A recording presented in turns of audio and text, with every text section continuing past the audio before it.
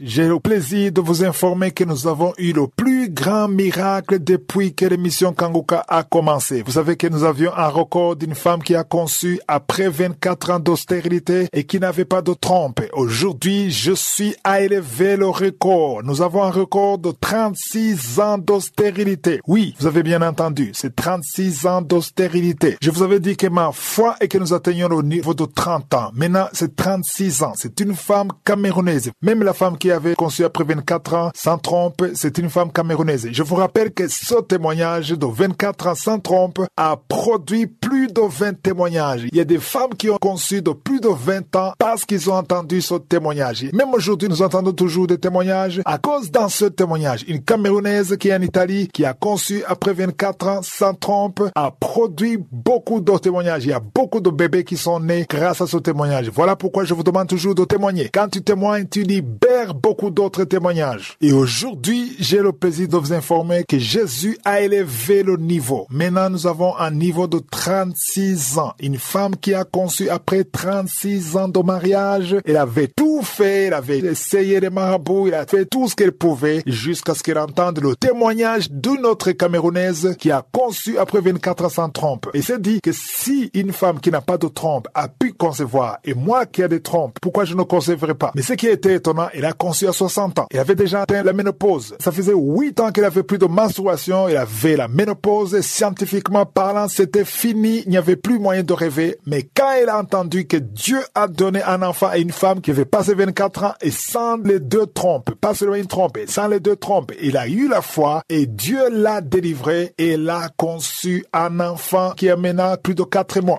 Moi, quand j'ai entendu le témoignage, j'ai cherché son téléphone et je l'ai appelé personnellement pour me rassurer que c'est vrai. Elle m'a tout dit. Il y a même des choses qu'elle ne dit pas dans le témoignage et j'ai compris à quel point Dieu est fidèle. Au moment où je vous parle, la dame a 61 ans parce qu'elle a fêté ses 61 ans la semaine passée. Donc, je suis en train de vous parler d'une femme qui a maintenant, où je vous parle, 61 ans avec un bébé de quelques mois. Quand je lui ai parlé, elle m'a demandé de prier pour elle pour que Dieu donne le temps d'élever son enfant et c'est ce que j'ai fait et je vous demande aussi de prier pour elle. Prions pour elle pour que Dieu lui donne plus de temps afin qu'elle puisse élever son enfant parce que ce n'est pas facile d'avoir un bébé à 60 ans, 61 ans. Je sais que les Tobija et Sanballat vont s'opposer à ça. Ils vont dire que c'est pas vrai, que c'est truqué, que j'ai donné de l'argent, mais cette femme, je ne la connaissais pas. Mais c'est normal qu'ils disent ça. C'est ça leur travail. Ils sont là pour s'opposer à tout ce qui peut donner gloire à Dieu. Mais s'ils s'opposent, non seulement ils s'opposent à l'œuvre de Dieu, mais ils n'ont pas la foi. Moi, j'ai la foi. Je sais que le Dieu qui a donné un enfant à Sarah à 90 ans, c'est normal qu'il donne un enfant à une femme de 60 ans. S'il l'a fait à 90 ans, Sarah avait 90 ans quand il a conçu. Alors pourquoi est-ce qu'une femme de 60 ans ne peut pas concevoir par la même puissance de Dieu? Avoir atteint la ménopause ne peut pas être un blocage. Ça ne peut pas bloquer la main de Dieu. La ménopause ne peut pas bloquer la main de Dieu. L'âge ne peut pas bloquer la main de Dieu. Tout dépend de ta foi. Le fait que tes deux trompes ont été retranchées, tu n'as plus les deux trompes, ce n'est pas ça qui va bloquer la main de Dieu. Moi, je fais partie de ceux qui croient que ce qui est impossible aux hommes est possible à Dieu.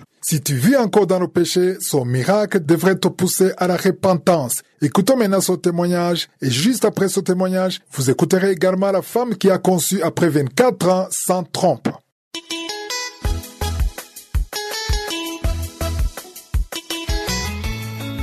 Je viens ici témoigner la grandeur du Seigneur, Dieu Tout-Puissant, qui a fait des merveilles dans ma vie. Oh Seigneur, que tu es bon, que tu es infiniment bon, infiniment aimable. Mon Dieu, que puis-je te donner que de te dire merci, que de te louer et de te magnifier pour tes bienfaits dans ma vie. Seigneur, je suis une femme camerounaise, mariée depuis 36 ans, 60 ans d'âge. J'ai cherché les fruits de mes entrailles longues années. J'ai parcouru des médecins, parcouru des marabouts. J'ai marché partout. Je n'ai pas eu de résultat. Un jour, j'ai une amie qui était en France, son cousin. Elle m'a dit, ma sœur, il faut prier en Kanguka. J'ai dit, Kanguka, c'est quoi? Il y a un lien dans le téléphone. Elle m'a donné l'application. J'ai commencé à prier en 2022.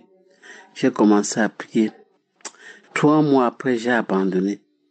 Mais un jour, j'ai remis. J'ai suivi un témoignage d'une dame qui a accouché sans trompe. 24 ans de mariage. Je me suis accroché. J'ai dit non. Si cette femme a accouché sans trompe, moi j'ai mes 2 trompes. Un jour, l'homme de Dieu a prié un matin en disant, il y a une femme de 50 ans qui va concevoir. Elle ne voit même pas ses règles. J'ai dit, c'est moi. Seigneur, j'ai 60 ans, mais je crois que tu vas faire aussi le miracle dans ma vie. Je me suis accroché. C'est là où j'ai commencé vraiment à écouter Kangoka matin, midi, soir. Même dans ma boutique, j'ai passé le temps à écouter Kangoka. J'ai commencé ma délivrance, mes sœurs, par mon ventre. Je crachais, je vomissais. Je tombais pendant 1 an, jour pour jour. 1 an. Je ne m'étais pas découragé. J'ai dit que Dieu va faire des merveilles dans ma vie. Je suis aussi l'enfant de Dieu. C'est comme ça que je priais. Un jour, je me suis senti mal. La poitrine me faisait tellement mal avec les bouts de sein. J'ai cru que j'ai eu des cancers du sein. Je suis allé à l'hôpital. On m'a diagnostiqué. On a dit que je n'ai pas de cancer. Je suis enceinte de 2 mois. C'est tombé le mois de novembre que Kangoka devait être au Cameroun. C'est comme ça que j'ai dit que j'irai à Yassa. Sacrifier, confier cette grossesse à l'Éternel Dieu Tout-Puissant. On a prié. J'ai dit à Dieu, mon Dieu, mon roi, je te remets cette grossesse-ci. Je suis vieille, mais je sais que tu vas tenir ma main jusqu'à la fin. Mes frères et sœurs, une grossesse sans palu, sans maladie. Je me portais bien, je mangeais tout, je faisais tout. Aujourd'hui, j'ai accouché un garçon. Il a 4 mois. Un gros bisou. Un gros beau bébé. Je suis la mère d'un garçon de 4 mois. Mes chers sœurs et frères, Kangoka, c'est la vérité. Quand on témoignait, je croyais que c'était les histoires que les gens venaient raconter. Je suis un témoin vivante de Kangoka aux 60 ans d'âge, 36 ans de mariage avec le bébé en main. Un gros bisou garçon. Il est très mignon. Je viens dire merci au groupe de Kangoka, à la famille Kangoka, que Dieu les bénisse. Au groupe intercesseur, que Dieu vous fortifie, que Dieu vous aide. Que le Seigneur bénisse Kangoka abondamment pour cette prière qui passe le temps à nous aider. Éternel Dieu Tout-Puissant, je te rends grâce, je te bénis. Je veux t'adorer tout au long de ma vie, car tu es un Dieu de miracles. Le miracle se produit dans ma vie. Je suis devenue maman Sarah. Tout le monde entier au Cameroun parle de moi à cause de Kangoka. Oh, mes sœurs et frères, ceux qui ont des problèmes d'enfants, accrochez-vous. Dieu va vous donner. Les malades, accrochez-vous. Dieu va vous guérir. Ce qu'il a fait pour moi, il fera pour tout le monde. J'ai témoigné. Merci.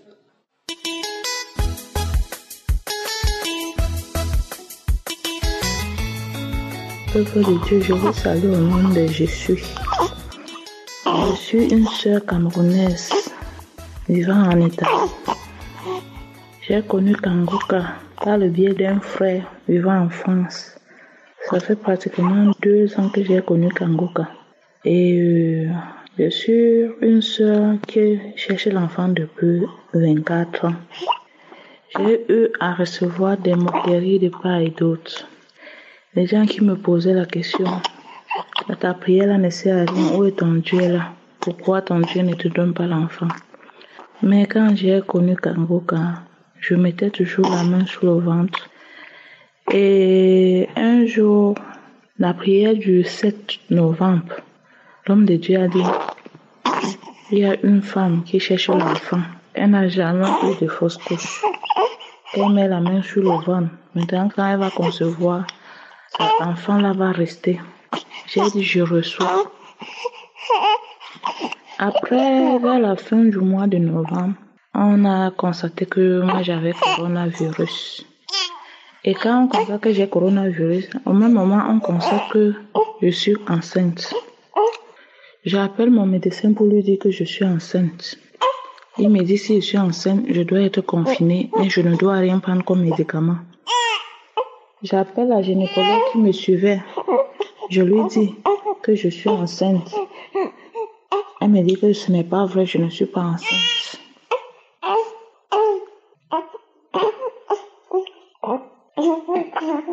Elle me dit c'est pas vrai, je ne suis pas enceinte. Je vous rappelle qu'on a eu à m'opérer 2 fois. Et en m'opérant 2 fois, ils ont eu à enlever mes trompes. Ils ont enlevé mes 2 côtés de trompe. Quand ils ont enlevé mes 2 côtés de trompe, ils ne m'ont pas dit. C'est quand je me lamentais, je suis allée dans une clinique privée pour me faire consulter, qu'on a découvert qu'on avait enlevé mes 2 trompes. Quand on a découvert qu'on avait enlevé mes 2 trompes, j'étais vraiment abattue. Mais quand je mettais la main, je disais à Dieu que je sais que tu peux. Quand j'entendais les témoignages des autres femmes, je disais Seigneur, tu peux. Il y a un verset, il y a quelqu'un qui avait demandé si le Seigneur pouvait encore donner vie à ses os. La personne a dit, Seigneur, toi seul tu le sais. J'ai confessé cette parole. J'ai dit que tu es celui qui donne la vie aux os desséchés. Tu peux encore le faire. Quand j'ai prié comme ça, je suis restée tranquille. Quand je pars, je demande à une autre infirmière, je l'envoie le message, je dis que il est comme ça, je suis enceinte, mais je suis à la maison, je suis confinée. Elle me dit, mais tu es sûre que tu es enceinte? Qui t'a dit que tu es enceinte? Je dis que j'ai fait l'échographie, c'est l'échographie qui montre que je suis enceinte. Elle me dit que ce n'est pas vrai, que je ne peux pas être enceinte. Elle me demande, tu as fait comment pour tomber enceinte? Je dis que mais il faut demander à celui qui est là-bas en haut. Parce que Dieu, c'est là le dernier mot. Vous les médecins, vous soignez, mais je suis guérie. Elle m'a dit, elle n'est pas sûre que je suis enceinte. Je suis restée confinée 1 mois à la maison, sans traitement pour le coronavirus. Après le confinement, j'ai commencé à aller faire les visites. Après, j'envoie encore le message à cette femme gynécologue. Et il est comme ça, c'est vrai, je suis enceinte. Elle me dit, ce n'est pas vrai. J'ai dit, il n'y a pas de problème. Elle m'envoie le message, elle me dit, que tu as fait comment pour être enceinte? Tu racontes quoi ça comme ça? Tu ne peux pas tomber enceinte. Je lui ai répondu par message que Dieu seul a le dernier mot. Aujourd'hui, je vous dis, après 24 ans de stérilité, Dieu m'a visité. Aujourd'hui, ma fille a 1 mois, 3 jours de naissance. Je glorifie le Seigneur. Je dis merci à Dieu d'avoir changé mon histoire, car l'Éternel a changé mes larmes en cris de joie. Un truc que je n'imaginais plus.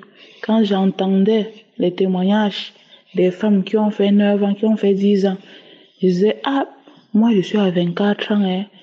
Pour moi, je n'ai pas encore vu quelqu'un à 24 ans. Après, j'ai entendu le témoignage d'une autre qui avait 20 ans. J'ai dit, ça arrive déjà. J'ai entendu celui de 22 ans. J'ai dit, ok, ça veut donc que celle qui a 24 ans sera moi. Aujourd'hui, je vous dis merci, peuple de Dieu. Et je dis merci à l'équipe Kangoka. Je dis merci à cet homme de Dieu que le Seigneur a élevé. Vraiment, je dis merci aussi à sa famille. Parce que s'il n'avait pas une bonne femme, il ne pouvait pas continuer à avoir la foi.